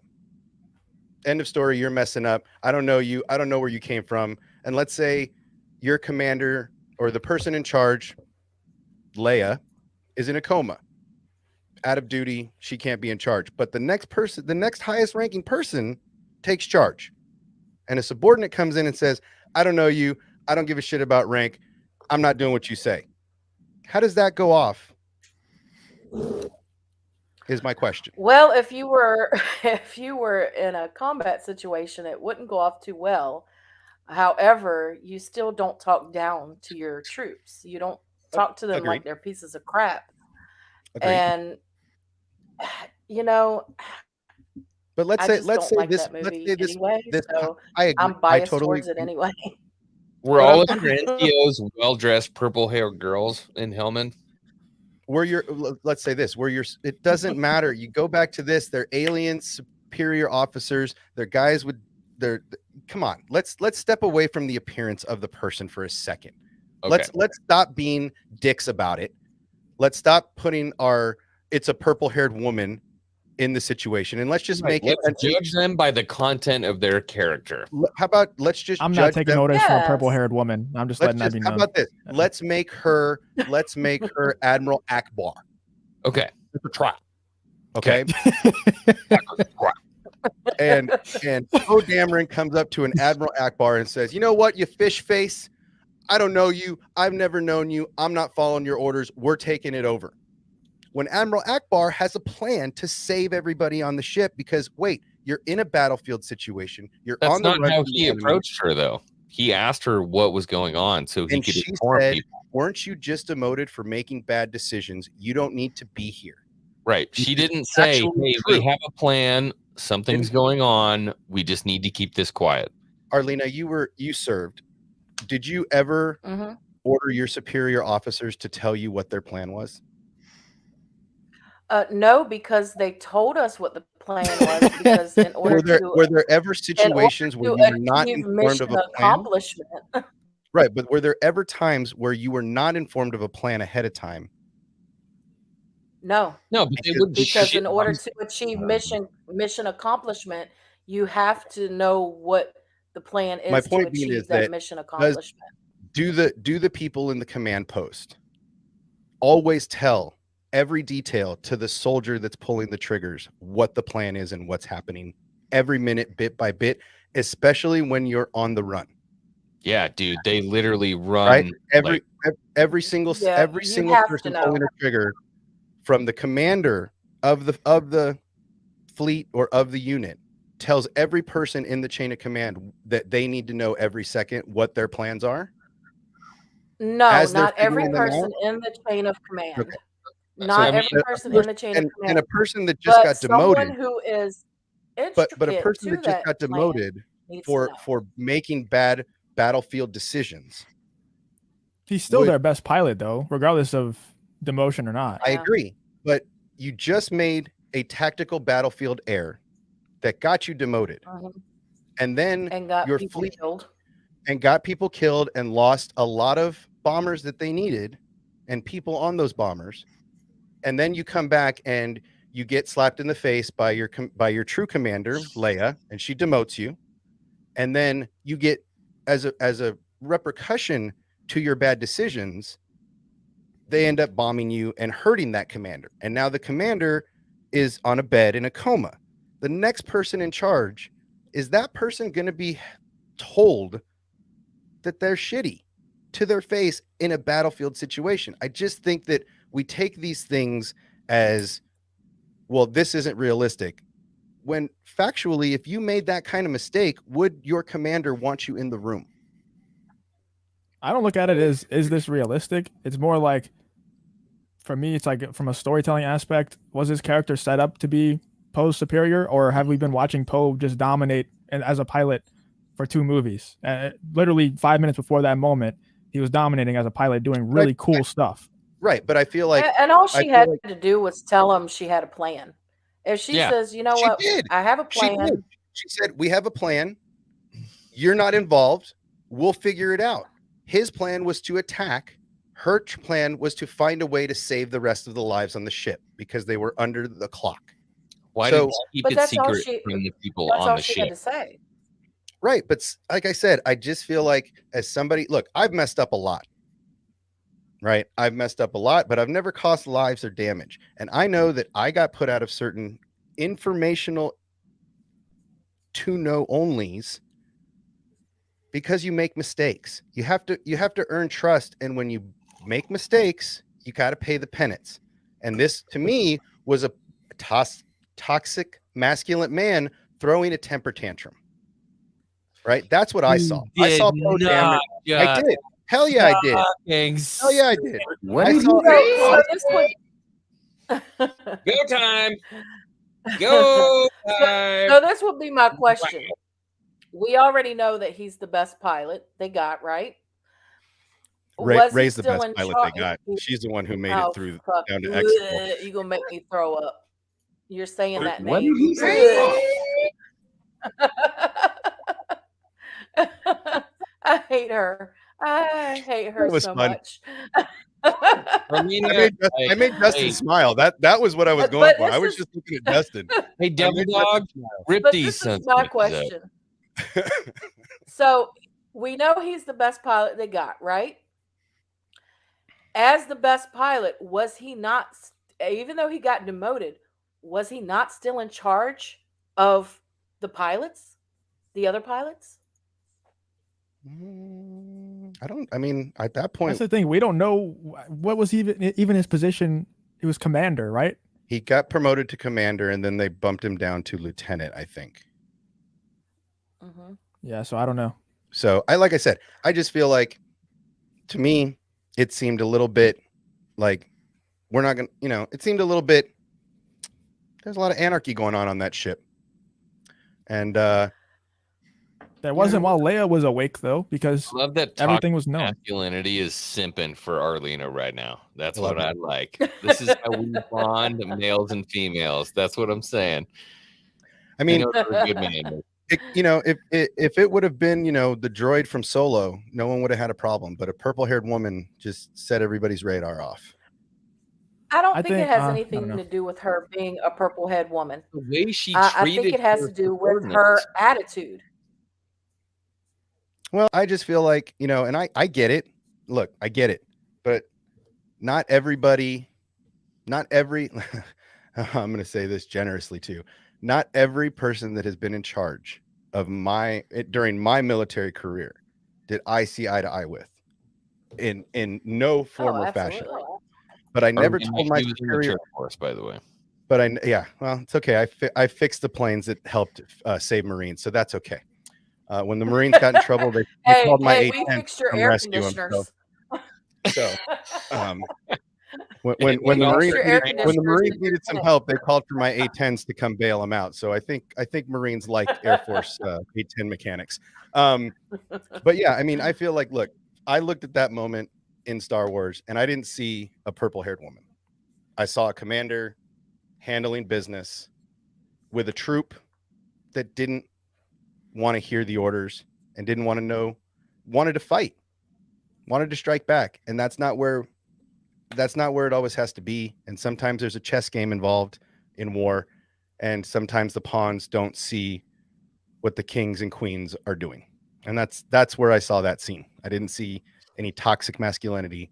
I saw a superior officer that's pissed off handling business. So I'm sorry that is offensive to toxic masculinity across the world, but that's just where I see it coming from, the places that I've been and the things that I've seen. That's all. Mm-hmm. But I've never had a woman superior officer when I was in the Marine Corps. Mine were all men. I was a sergeant. I was an E5, so I had troops under me too, Marines that were under me, and They never had an issue when I gave orders to them, but that was because I was always respectful when I spoke to them. I spoke to them like they were people and not just numbers. And I think that was the biggest issue for me anyway when I watched that scene was her freaking attitude. It sucked, you know. There's a way to talk to someone and get a message through without being an ass. I Yeah, and you agree. probably She was led with your woman or actions as man. well. Before you Yeah. gave orders to people, you probably acted in a way that you would want your subordinates to act. Hey, And apparently Holdo kind of did. She gave her life for the resistance, but we didn't see her do it prior to the way that she was acting. Maybe she had been doing it the whole time, but she didn't exist until that movie for us. yeah, A but good at the same leader time, doesn't act like a dick and then blow themselves up. well, Not a Yeah. good again, leader. And sacrifice himself. Yeah. I feel like if you lose Now love me. I feel like if you lose the rest of your look, I go back to this. If you're on a battlefield and all the captains get killed and there's a lieutenant sitting there and the lieutenant takes over, the lieutenant is probably in over their head, probably wasn't ready for this moment, might have lost some good friends, might have some good friends in the infantry or in the infirmary. And then you're forced to make battlefield decisions. And I'm sorry, not every moment is going to be puppy dogs and ice cream in battle. And we forget But that. that's when Go ahead. Oh, I'm sorry. That's when, as a inexperienced lieutenant, you look to your senior enlisted people NCOs, who baby. have been there and Right. done that, and you speak to them, your NCOs and your staff NCOs, your warrant officers, Right. and you find out from them and you discuss things with them. Like Poe, yeah, he made a bad decision, But I but guess all that's of my his point. Is decisions haven't been bad. on the You know? heels of a cataclysmic, of a gigantic, I don't want to say cataclysmic, of a giant bad decision, right? I'm not sure I would listen to that person in that moment either. Well, here's the deal, dude. In the Right. military, like the people, like the enlisted guys, they look up to the NCOs 100%. These are the Well, officers that enlisted are, guys are NCOs. they're non-commissioned officers. Right. They literally like these are the like this is the Messiah, right? Now you talk a bunch of shit to your NCOs. Well, okay. You talk a bunch of shit to your NCOs. What's going to happen to all the people who look up to the NCOs? They're going to be like, yeah, fuck that guy or gal. Yeah, that Yeah, happens. screw She you. spread That the sin. Why do you think a mutiny would have worked? Do you think a butter bar would walk in and be like, well, I don't like this person? And Well, the you're NCOs proving my are like, point. well, that's Poe's- our commander. Poe's mutiny didn't work. That's exactly my point. Is that he incited a mutiny? That's I guess that's my point. Is he incited mutiny? 100%. Right. I would too. Right. And he got squashed Yeah. and he got nothing happened to him. Right. In my army, that dude would have been put against the wall and shot. Right. Mutiny's mutiny, baby. Sorry. Well, End of if it's story. Do successful, well in Iraq. You know, I'm sorry. Like mutiny's mutiny. If you are trying to take over my ship as a commander, you're going out the airlock, my guy. That's it. Especially in battlefield situations. You don't get to I already got somebody trying to take over my ship. You're not going to take over my ship from in here. Conversation about like space naval warfare Yeah, baby. and like Yeah. I love it. That's what that was. That's space. Just Hell That's yeah. insane. and why did I bring these people on my channel? He got into a situation and Buck says you have more viewers on this stream than you have on other ones. I'm telling you. yeah, baby. Hey, you wanted us. You got us. I don't think that Star Wars has to obey the laws of reality because it's Star Wars. And I I think don't if you're know. going to put a chain of command in anything, if it's not followed, then it's bullshit. Then why even do it? That's Right. like saying if you're going to Yeah. put the laws of gravity in anything, then it has to follow the laws of gravity, but they have the force and they can force jump. It's like, no, you don't really But- have to. Well, I mean, it's the same thing with me and X-Wing talking the other night about gravity generators on ships. How are they walking around? They're in space. Well, there's obviously a gravity generator. If we're not going to obey the basic laws of physics, then why are we even talking about this, right? Like that's my point, is all of these things are based on the laws of physics. All of these military, the empire is based on the laws of basically an authoritarian regime, right? That's the whole point of the empire and the rebellion is we want democracy, they want authoritarianism. It doesn't matter which color you shade it with helmets and stormtroopers and laser swords. It's still a military-esque point of view. And if we're going to talk about that stuff and not really think about it as, well, how would it really be? I mean, that's the point. That's why we see this as different, because I see it from a military perspective, having gotten my ass chewed by a woman for making bad decisions. I saw Poe in a different light than you did. That's the brilliance of the writing, is it's up for interpretation. Yeah, I guess. But do we apply the same logic to like the prequels? Like why, like Yeah. Jar Jar Binks gets a position of power. With that, whatever, man. I honestly, this conversation has drained the shit out of me. Okay. I go on a live stream by myself after this, so I'm like, oof. Sorry, Oh. I didn't mean to drain you guys. Oh no, it wasn't your fault. No, it was my fault. It was kidding my me? fault. It was me. It was me. I did it. Always It was blame me. possession. It's me. I'm the toxic one. Oh, is It's that me. what we do? I'm toxic. Yeah, When I'm something toxic. happens, we just blame Obsession. I'm gonna play Britney's theme. Britney's Toxic is gonna be my new intro music for my stream from now on. Good choice. Big fan. Big fan. Long time listener, first time caller. All right. Well, we can end it soon, but let's end off answering the guy's question about what we're most positive about, or what we're most excited for, Star Wars wise. X-Wing. What do you got? Kenobi. Yeah, that's the easy one. What about Arlena? It's not easy though. It's rough. It's hard. It scares me. It's coarse, I guess you could say. Rough. Irritating. It gets everywhere. Everywhere. And hey, self-shill. I'm gonna do a live stream after this, just by myself. Come say hi on X-Wing. Yeah, I'm gonna put everybody's links. In the You chat. won't promote me, so I'm just gonna promote Dude, myself. I forget every time. I'm sorry. Misa like a Jar Jar. Right. I don't know why everybody's against a Jar Jar. Oh, I'm waiting Jesus for the Jar Christ. Jar show. I like Jar Jar. I'm Oh, looking forward. no. Like I said, I'm looking forward to Boba. I think Boba is the first of many, and I'm looking forward to kicking off the year with some bitchin' Star Wars. And I think they're going to come out of the gate just cutting heads off, man. I think it's going to be awesome. Wow. I hope Yeah, so. I'm the same. Book of Boba, and I think I'm really looking forward to Kenobi most. I freaking love Kinda that. hard I not named to my be. damn cat. I named my damn cat Kenobi because I wanted a Kenobi movie or something so bad. Yeah, my dog too. I named my dog Kenobi.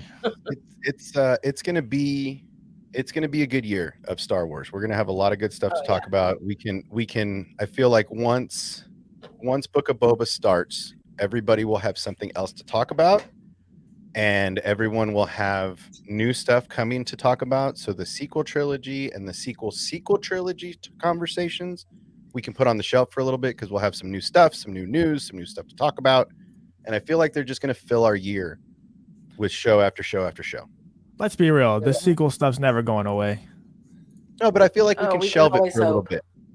I feel like we can shelve it while Boba's coming out. I feel like we can shelve it while Kenobi's out. I feel like it can be put on the shelf for a little bit, and we can talk about what's in front of us instead of what's behind us right now. I hope so, man. And then, maybe you guys will get lucky and they'll change their minds again, and they won't do a sequel trilogy. Maybe we'll get lucky and they'll go, ha, psych, we were just hyping you guys up. We're really doing Plagueis. I'm hoping for that. That's my big hope for the future, is that maybe we'll get some Plagueis in here. I saw Matt say something earlier that I wanted to bring up. He said that I think we're all missing Star Wars on the big screen, and I can't agree with that more, man. Like, especially whenever it gets cold outside, I just start craving Star Wars movies, and we're just not getting them anytime Like a soon. girl with pumpkin spice. You're like, it's cold out. Where's my Star Wars? Dude, literally, that's how it is. Like today, I was thinking that I was running outside, and it's getting kind of cold, and I'm like, dude, I just want to watch Star Wars, but I want to watch new Star Wars in the theater. Well, here, how about this? How about we take the Mandalorian and all the new content, and I'll record it all onto one big thing, and then we'll rent out a theater. Dude, let's do it. And we'll watch them as movies. Let's do it. I'm down. Like we'll do a meet, and we'll just watch Mando season 1 and 2, and we'll just do a back-to-back, and then we'll get Kenobi, and we'll just do it in a theater privately. We won't even make people pay money. That way they can't say that we're making money off of it. We're just showing our friends and having a viewing party, and they can't cry. Dude, I'm so down. Let me know. I'll do anything I can to help make that happen, because I want to so bad. But shout out to Matt. Matt is another person who's always here. Somehow he's in everyone's stream, always supporting everybody. Yeah. That guy's got clones. He's got clones of himself on different PCs in a room. I swear, bro. I swear there's cubicles. There's he's like Squid Games. There's different rooms and rooms and rooms of Matt, and they're all on everybody's stream at one time. And they're all I don't know how the guy does it, Legos at the same time. Like they got 15 of the AT-ATs so that they can all build them simultaneously across everybody's streams. All right, I got a boot. I have to go do my live before I run out of time tonight. All right, see you later, man. I'm about to end it, and I'll send everybody there that's still here. That'd be cool. Oh, yeah. Yeah. All right, I'm gonna go do my live stream. All right, see you later, bro. All right. See you over Thank there. you for coming. But yeah, thank you, Matt. I really appreciate it, man. Yeah. Can you imagine the Luke Skywalker hallway scene on the big screen? Yeah, that would be really cool. I really hope we can make that happen. Bro, we can make that happen. And like I said, if you guys Pandy's slowing down, things are everybody's loosening up across the country, and vaccinations if you're not, if you are, whatever, mask up, do you. But yeah, I mean, we could even, what would be even cool is to do it on a drive-in. That would be cool. Because then everybody can stretch out and bring their trucks or whatever. Or we can just rent a bunch of vehicles, and everybody can pick where they want to hang out and put lawn chairs out or whatever, and just put it on the big screen. Like we can, dude, this is Vegas. We can make anything happen in the middle of the week. Dude, I'm ready. A lot of tourists here, dude, bro. When you guys want to come out, we will do a meet out here for all the Star Wars YouTubers. Anybody that wants to come out, we'll rent a theater, and we'll put people in that theater, and we will do it, man. Or we'll rent the drive-in for the night. We'll do it. Like I am all about it. I will cut those things up into a cut the endings off, cut the beginnings off, and we're just boom right into the next episode. What would we watch? What would it be? We could do them all, man. We could do like Mando. We could do Kenobi. We could do Boba. As long as people aren't paying for it, we're good. We can do our own watch parties and do it however we want. We just can't ask people to pay. Otherwise, it's copyright. You're making money on our stuff. But if I rent out a theater and I want to show my friends my cut of a show, there's nothing saying I can't do that. Yeah, for sure. That would be awesome. If you guys want to come to Vegas next year after Boba finishes or after Kenobi finishes and watch these things as a movie on a big screen, let's plan it. I'm in. There's a Star Wars themed bar. We can go meet and greet and do all that stuff. They've done it for other YouTubers. Like there's all kinds of stuff to do. Let's do it as soon as Boba finishes. I want to do this now. Let's do it. I'll start looking around in town and planning it, and we could get, a couple of big Airbnbs for a weekend, and we can set up stream stuff there. I can set up a couple of, and we can all stream together. And yeah, that would be really cool. Channel in person, not in different windows. Yeah, we can set all that up, dude. Do you guys want to do it? Let's do it after Boba finishes. We'll set it up for like March. When it's getting that's my birthday.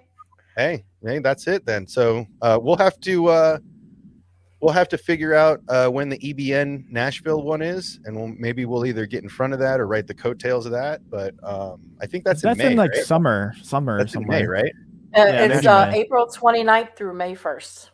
Yeah, so maybe we'll do it in like March after Boba finishes, and then just like I said, rent on a couple Airbnbs so there's a private pool for us, and everybody's got their own rooms, and we can set up a streaming command center in the living room. I'll bring all the cameras, I'll bring all the gear. You guys just show up, and whenever anybody wants to pop on stream, they can jump on, and if anybody wants to join them, we'll have seats and headsets and mics and all that fun stuff. Yeah, that would be so fun, dude. That'd be really fun. We're in it, dude. Like I said, Happy birthday to me. Yeah, well, like I said, we'll let's get through the watch parties. I have a bitchin' way I want to do watch parties. If you guys want to get involved, I have a new way that I want to do watch parties. So if you guys want to do Yeah. watch parties and stuff. Let's get it, because I kind of think I figured out a fun way so we can all do it and all get on it together and not have to play the okay 1 2 3 go while we're on stream. I think I got a couple of ideas, so let's all Isn't there a way you can do like watch parties in Disney Plus? yes, that's what I'm saying. I think we all need to just add each other that they're going to be in the stream and watch it on that one, like you or me or X-Wing or somebody have control and say, okay, here we go, and push play, and it plays on everybody's screens at the same time. So, well, let me answer this real quick. I know ABJ is busy, but do you know if he'll make an appearance on your stream at some point? I mean, he's always welcome to, but I don't know. Like I just don't know. I don't want to pressure him into doing anything because, like you said, he's busy. So I'm sure that if he does come back, he'll probably do streams on his own channel first, and maybe I'll make an appearance on there. But yeah, I don't know. I'll buy your channel, ABJ. Let me know. I'll buy it. If you know, I'll let you come on and do your thing whenever you want. Come on, bring it. We'll make it. You could be a guest on your own channel. You can bring a guest on your own channel. Come on. That would be really weird. It. If somebody clicked on a Black Jedi's channel and you popped up. Yeah. Come on. It's just like when somebody buys an internet site and then directs traffic to my channel. Like, didn't you? That's something that I do all the time. Is like, I'm like, oh, GeorgeBush.com. I'm going to buy that and then just have it reroute to a weird page, right? Like that stuff's fun, bro. So yeah, let's do that. Let's definitely ABJ either come back or sell me your channel. Those are your two options. You have 24 hours. We miss you one way or the other. I want to be involved in the ABJ business. So yeah. Yeah, I mean, he comes back for the charity streams. So. Well, we miss the guys. So congratulations on getting a real job and doing the do. And but yeah, if you ever get a chance, you're always welcome, day or night. You just let us know when you want to come back. Yeah, man. I miss him. I miss doing streams with him because it was kind of just me and him from like sub 1,000 subscribers. It was just me and him doing streams every week and like growing our channels together. So like now that we're not streaming together, it feels really weird. It doesn't feel the same. Well, and then you got to deal with bozos like me and X-Wing, and it's I got to fill the void with X-Wing and me. You know, and Arlena. Yeah. Got obsession coming on my stream saying that Holdo's a good character. Jar Jar and stuff. And Jar Jar and Rey, those are my favorite characters, guys. You're gonna see. I'm gonna start getting rid of R2, and I'm gonna start getting rid of Ahsoka and all this stuff, and I'm just gonna fill it with Jar Jar, and all the hated characters are coming home. No. All right, I think we're gonna end it though. Do y'all have anything else you want to say, real quick? No, man, it was fun. It was good seeing you. Good seeing your face. Because we always do this again soon. See your icon. Good seeing your face. Yeah, hopefully, dude. I really want to do that meetup / watch party thing in real life. Let's do it. Like I said, I'll track them and cut them into one, like whatever it's going to be, 2 hour watch or whatever it's going to be from start to finish. And then we'll just, like I said, it's not hard to rent, and it's not expensive to rent a theater midweek for your own cuts and stuff. So yeah, man, let's do it. Absolutely, it'll be fun. We're going to make that happen. Thank you, everybody, for being in the chat. Thank you for liking the stream, all that good stuff. And make sure you go support everybody who's on the panel as well. X-Wing's not here. Let me see if X-Wing's streaming, actually, so I can just send everybody to his stream. Well, we're going to go over there now. He's live yet. Yep. Okay. And you can find me on the VacTube on Tuesdays. Oh, yeah. Can you put your link? Hold on. You can put it in the private chat, and I'll put it in the chat. Okay. If you have it. Shit, you'll probably be done by the time I get to it. We'll wait. Here, everybody who's still here, here's the link to X-Wing stream. He's not live yet, but it's scheduled. So go here. Right after this. Don't leave yet. Wait for Arlena's link. And then go to X-Wing's channel. Yeah, Daisy is kind of hot. Toxic masculinity. I appreciate it. Come and view the trash on my channel. And if nothing else, if you don't like the trash on my channel, just get in here for the giveaway. That's it. If nothing else, get in there for the giveaway and get out. That's fine. You can do that. But come on in and see the trash. Yeah, the giveaways are pretty cool on Obsession's channel. I'm not gonna lie. We do it pretty baller. I don't know how this guy's so rich that he's giving away this stuff, but it's not. I just save my money. I save my money and I want to give back. That's all. I just want to give back. I'm blessed for the moment. Yeah. And I want to get back. No, that's great. No, I was just gonna say, Justin, I don't have you on Discord, so I just sent it to Obsession. on Discord. Oh yeah, let me. Okay. Yep, let me put it in. Hold on, guys. Don't go away. Nobody Stand go by. anywhere. Nobody I got move. I got it. Yes, let's Man, get shout out to Obsession to Steven. 500, y'all. Let's do Yeah, it. I'm just for me, it's just fun to give stuff away. That's it. I just like everybody's excitement, and everybody thank T Davison. T Davison mentioned something. So there it is. It's in your Bex. It's in the private, Justin. All right. Yeah. T Davison mentioned, he's like, oh, I love the Luke and Grogu poster giveaway, and I was like, oh, you know what? Second place. That's second place. And then we added a book. We're gonna do an Ahsoka book as third place, the novel. So I just like giving stuff away, man. And if I find it cheap, I'm gonna give it away. And that's kind of what I've been doing. I've been stacking them cheap and selling them. I've been stacking them deep and selling them cheap. So yeah, get in for the giveaways, man. We try to have a good time. We bring out the hopper. I don't do anything digitally, so it's fair. You get to see your entry going into the tally. We spin it for longest time, so everything gets mixed up. It's super fun. Come and check it out if nothing else. Even if you hate all the rest of the content, even if it's trash to you, it's okay. Come for the giveaways because they're a lot of fun. Don't Yeah, listen real to quick. Obsession. His Oh, content is great. Sorry, Justin. No, it's all good. Yeah, Obsession, dude, everybody makes good videos here. Everybody. X-Wing, Yeah. Obsession, they all do good live streams too. It's the same thing that you get here pretty much, but more of them. Yeah. But yeah, thank you, Steven. I don't know how this dude's here every single stream supporting. I really appreciate it. love it. Daryl says, super chat, does that make me super? Daryl, you're already super, man. Dude, you're already super Hell down. yeah. And then somebody says one more thing. I appreciate having respectfully different opinions and not being tagged for having a different preference. Yeah, dude, that's you're how never it is gonna over here. You're never gonna get attacked from me for having a different opinion. I respect your opinion, and I love it. So if we're allowed to disagree, that's the miracle of the human existence. So yeah, keep being you. Yeah. Yep. All right. This was a lot of fun, a lot of good disagreements, a lot of good discussions, and we'll be back really soon, hopefully. Appreciate everybody for coming, and I'll see y'all later.